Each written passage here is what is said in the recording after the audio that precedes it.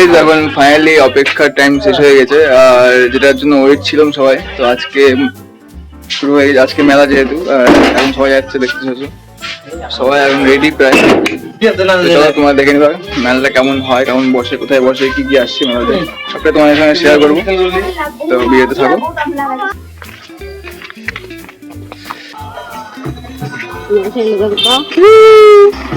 তো দেখো গাইজ, মেলা ঘুরতে যাওয়ার পথে কি একটা দুর্ঘটনা ঘটলো। রাস্তার পাশে একটা ডোবা টাইপের ছিল, তো ডোবার মধ্যে দুজন বাইক নিয়ে পড়ে গেছে। আর দেখো কতটা কাদা। আর তোমাদেরকে এর আগে বলেছিলাম যে এখানে লাইট নেই, কারণ এটা মাঠের রাস্তা। তো ফাইনালি গাইজ আমরা মন্দিরের প্রাঙ্গণে পৌঁছে গেছি। আর এখানে দেখতে পাচ্ছ মানে এখানে গম্ভীরা নাচ হবে।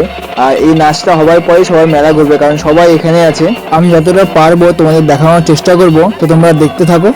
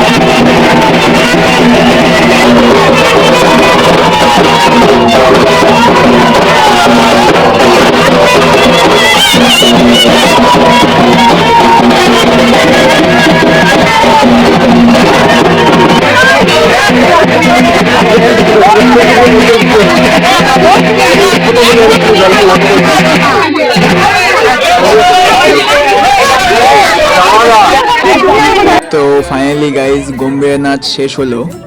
আর যেমনটা তোমরা দেখলে অনেকের গায়ে ভর নেমেছিল, আর কেউ তো সেন্সলেস হয়ে গেছিল।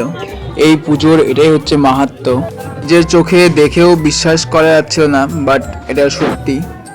আর ফাইনালি এখন আমরা মেলা ভিতরে চলে এসেছি।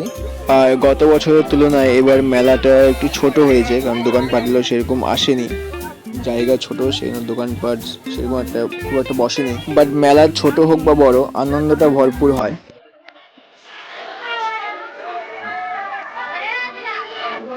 অন্য দিকে।